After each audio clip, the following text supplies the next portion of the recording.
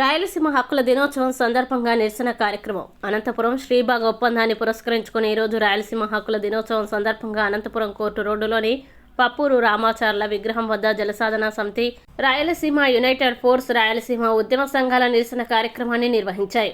ఈ సందర్భంగా రామాచార్ల విగ్రహానికి పూలమాలలు వేసి రాయలసీమ హక్కుల పరిరక్షణకి ప్రభుత్వంపై డిమాండ్లను ఉంచారు. ముఖ్యంగా కర్నూలులో హైకోర్టు ఏర్పాటు చేయాలని, లోకాయుక్త మరియు హెచ్ఆర్సీ కార్యాలయాలకి సొంత భవనాలు నిర్మించాలని కోరారు. అలాగే హంద్రీనీవా, గన్ రేవుల, వేదవతి ప్రాజెక్టుల నిర్మాణం వెంటనే పూర్తి చేయాలని, కృష్ణానది బ్రిడ్జి కమ్ బ్యారేజ్ నిర్మాణాన్ని వేగవంతం చేయాలని డిమాండ్ చేశారు. అమరావతికి ఈ ప్రాజెక్టుల తరలింపునకు సంబంధించిన ప్రభుత్వ చర్యల్ని తక్షణమే నిలిపివేయాలని కోరారు. ఈ కార్యక్రమంలో ఓపీడీఆర్ రామ్ కుమార్, తిప్పిరెడ్డి నాగార్జునరెడ్డి, రామాంజనేయులు, అడ్వకేట్ ప్రకాష్, ఇండ్ల ప్రభాకర్ రెడ్డి తదితరులు పాల్గొన్నారు.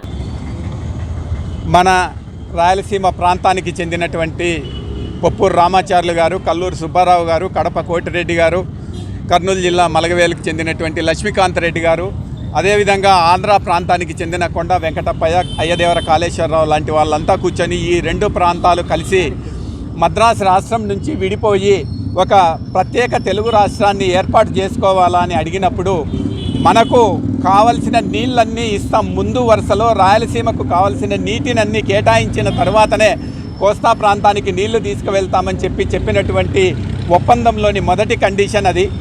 రెండవది వచ్చేసి రాయలసీమ ప్రాంతంలో ఉన్నటువంటి ఎమ్మెల్యేలు నెల్లూరు జిల్లాతో కలుపుకొని కోస్తా ప్రాంతంతో సమానమైనటువంటి స్థాయిలో ఏర్పాటు చేస్తామనేటువంటిది. తర్వాత రాయలసీమ ప్రాంత అభివృద్ధికి సంబంధించి చేసినటువంటి సంతకము శ్రీబాగ్ ఒప్పందం ఇప్పటికి దాదాపు 84 సంవత్సరాలు అయిపోయింది.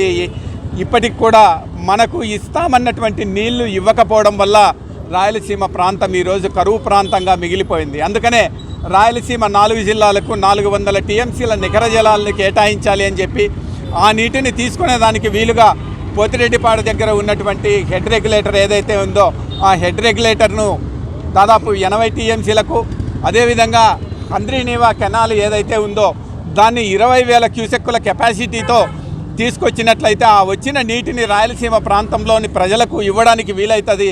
అట్లా కాకుండా ఇప్పుడు 2,000 క్యూసెక్కులు నీళ్ళు వస్తున్నాయి, ఆ కాలువలో నీళ్లు కనపడతాయి, కానీ మన పొలాలకు ఇంతవరకు నీళ్లు రాలేదు. 3,45,000 ఎకరాల అనంతపురం జిల్లాలో సాగు భూమికి నీళ్లు ఇస్తామని చెప్పి ఈ రోజు వరకు నీళ్లు ఇవ్వనటువంటి పరిస్థితి. పోనీ అనంతపురం జిల్లాలో 1,345 చెరువులు ఉన్నాయి. ఈ 1,365 చెరువుల్లో ఉన్నటువంటి వాటిలో ఒక 50 వాటికి మాత్రమే నీళ్ళు ఇస్తూ మేము చెరువులన్నింటినీ నింపుతున్నాము అని చెప్తున్నారు. అంటే ప్రజలను మభ్యపెట్టేటువంటి ఒక కార్యక్రమమే. కానీ సామాన్యంగా ఇక్కడ ఉన్నటువంటి ప్రజలు కరువు నుంచి వలస వెళ్తున్నారే, దాదాపు 10 లక్షల మంది వలస వెళ్తున్నటువంటి పరిస్థితి రాయలసీమ ప్రాంతం నుంచి ఉంది. ఈ 10 లక్షల మంది వలసలను నివారించడానికి ఇక్కడ నిరంతరం పంటలు పండేటువంటి ఒక కార్యక్రమం ఉండాలి, ఇక్కడ పారిశ్రామిక వృద్ధి కావాలి. ఇవన్నీ కూడా లేకుండా ఉన్నటువంటి పరిస్థితి ఈరోజు ఉంది.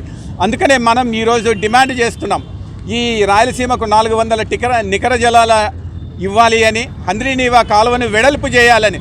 ఎందుకంటే ఇప్పుడు ప్రభుత్వం వారు ఒక కొత్త ఆలోచన చేస్తున్నారు. ఇప్పుడు ఉన్నటువంటి సైజుకే దానికి లైనింగ్ వేసేస్తే అంటే ఇంకా కాలువ వెడల్పు చేసే కార్యక్రమం ఉండదు. ఒకసారి కాలువ వెడల్పు చేయకపోయినట్లయితే రాయలసీమకు రావాల్సినటువంటి నీరు రావడానికి వీల్లేదు. కాబట్టి ముందు హంద్రీనీవా కాలువను వెడల్పు చేయాలి. అది 20,000 క్యూసెక్కులకు పెంచిన తర్వాత కావాలంటే దానికి లైనింగ్ వేయండి. అదేవిధంగా హెచ్ఎల్సీ ఆధునీకరణ కర్ణాటక ప్రాంతంలో పూర్తి చేసినారు, ఆంధ్ర ప్రాంతంలో దాన్ని ఇంతవరకు పూర్తి చేయలేదు. అదేవిధంగా హెచ్ఎల్సీ నుంచి వచ్చే నీటిని నిల్వ చేసుకోవడానికి గుంతకల్లు వద్ద ఒక రిజర్వాయరు, పెరవలి దగ్గర ఒక రిజర్వాయరు నిర్మాణం చేయాలని చెప్పి మేము ఈ ప్రభుత్వాన్ని డిమాండ్ చేస్తున్నాం. అదేవిధంగా 4/9/2014లో ఆనాడు ముఖ్యమంత్రిగా ఉన్న చంద్రబాబు నాయుడు గారు అనంతపురంలో all India institute of medical science ఏర్పాటు చేస్తానని చెప్పి అసెంబ్లీలో ప్రకటించినారు. మరుసటి రోజు మన కలెక్టర్ గారికి లెటర్ కూడా వచ్చింది. ఆ లెటర్ వచ్చిన తర్వాత బాపనపల్లె దగ్గర భూమి కూడా చూడడం జరిగింది. అంతలోపలనే దాన్ని తీసుకెళ్లి మంగళగిరిలో ఏర్పాటు చేశారు. మనకు సూపర్ స్పెషాలిటీ అని చెప్పి అక్కడ బోర్డు కట్టి మన వాళ్ళని మొప్పిపుడుతున్నారు. కాబట్టి కనీసం ఆ సూపర్ స్పెషాలిటీకైనా ఈరోజు జీవో ఇచ్చి వెంటనే దాన్ని పూర్తి చేయాలని చెప్పి మేము డిమాండ్ చేస్తున్నాం. అదేవిధంగా రాయలసీమలో హైకోర్టు కానీ లేకపోతే రాజధాని కానీ తీసుకునే అధికారాన్ని మనకు శ్రీబాగ్ ఒప్పందం ఇచ్చింది. అందులో భాగంగా ఉన్నటువంటి హైకోర్టును కర్నూలులో ఏర్పాటు చేయాలని చెప్పి మేము ఈరోజు ప్రధానంగా డిమాండ్ చేస్తున్నాం. అదేవిధంగా అక్కడ ఏర్పాటు చేసినటువంటి మానవ హక్కుల కమిషన్ను, తర్వాత లోకాయుక్తను అక్కడ పర్మనెంట్ బిల్డింగులు నిర్మాణం చేసి అక్కడనే కొనసాగించాలని, వాటిని తిరిగి మళ్ళీ విజయవాడకో గుంటూరుకో తీసుకువెళ్ళే కార్యక్రమం చేయొద్దని చెప్పి మేము ఈ సందర్భంగా డిమాండ్ చేస్తున్నాం.